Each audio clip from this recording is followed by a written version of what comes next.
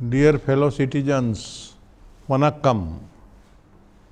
On the eve of our 72nd Republic Day, I extend my warm greetings to the people of Tamil Nadu. We embarked our journey as a republic on the 26th of January 1950, affirming two principles laid down in our constitution. Since then, every year we celebrate our Republic Day on 26th January. On this day, we remember with gratitude the sacrifices of hundreds of thousands of our freedom fighters who with their blood and sweat paved the way for our independence, laid the foundations for our republic. The values of our republic are enshrined in our great constitution, which guarantees citizens social, economic and political justice, liberty of thought, expression, belief, faith and worship, equality of status and opportunity. It is the duty of every citizen to treat fellow citizens equally and with dignity. On this joyous occasion, let us express our gratitude to all those who enabled our country to move forward on the path of progress. We all know that the COVID-19 pandemic is causing havoc in the lives of people globally. I can proudly say India has faced the dreaded COVID pandemic in the exemplary manner and proved that both its government and citizens have the mettle to meet any challenge with unity of purpose and determination.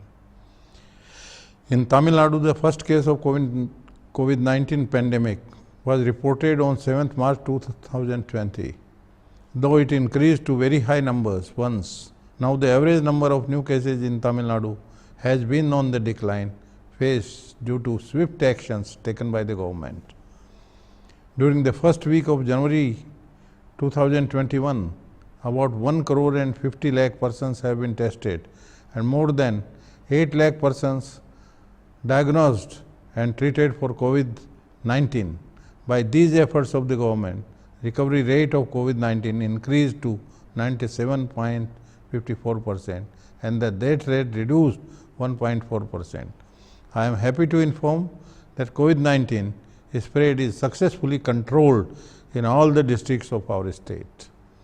I congratulate the health department staff and all other government departments for their incredible work. I am also happy to inform that Tamil Nadu is the only state to conduct more than 1 crore and 45 lakh RT-PCR tests and the first state to announce provision free COVID-19 vaccination, placing people's health above all else. Government of Tamil Nadu has launched several welfare schemes for the benefit of people. It is noteworthy to mention a few here on this important occasion. The Kudi Marmat scheme launched to manage the water resources, maintenance of supply channels and other works have produced much expected results and have effectively met the challenge of water crisis.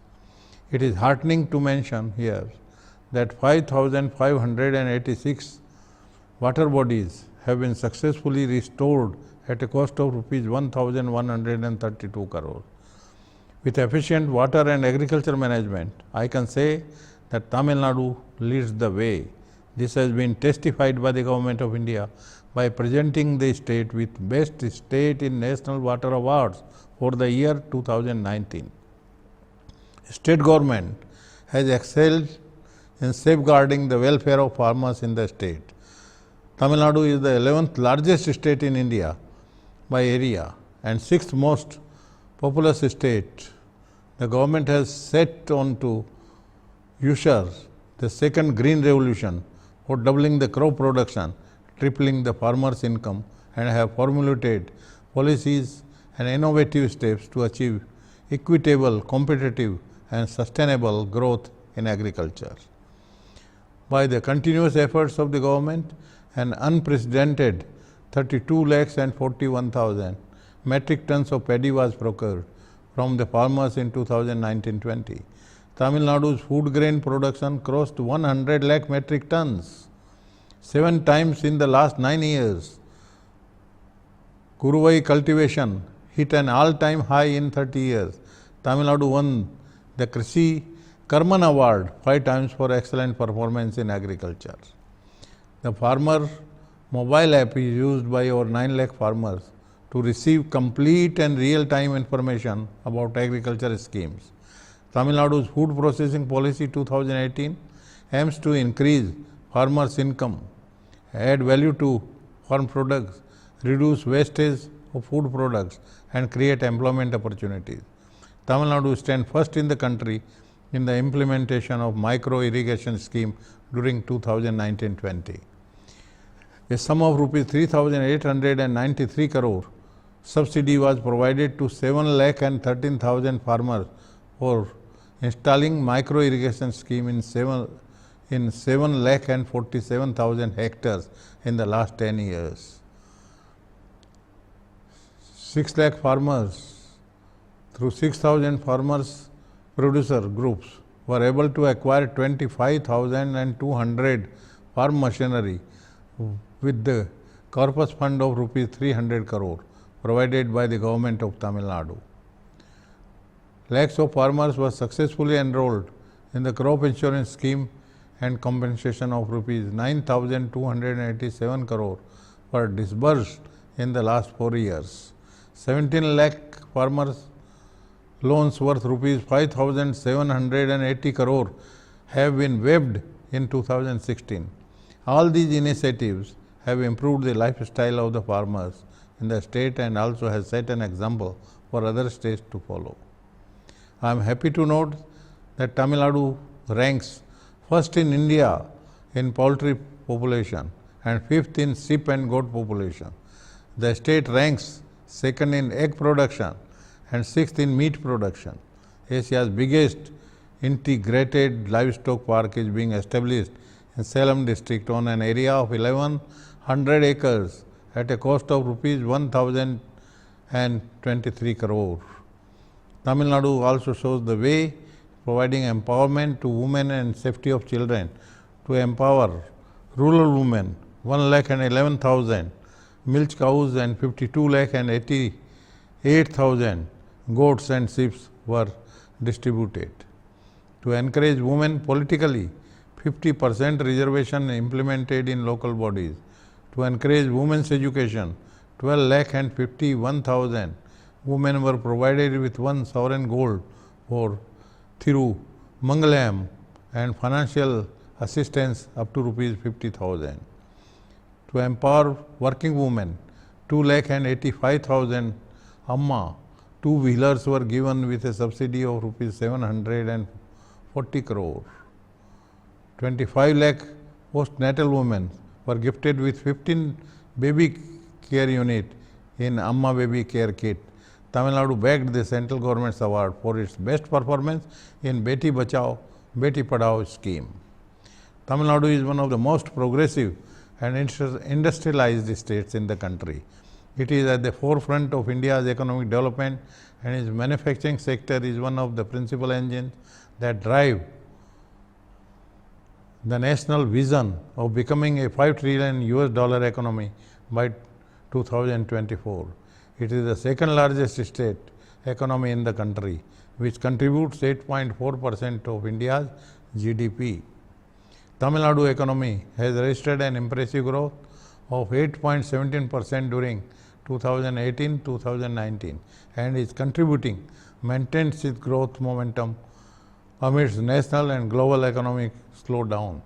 The secondary sector contributes 32.4% and manufacturing contributes 21% of the state's economy.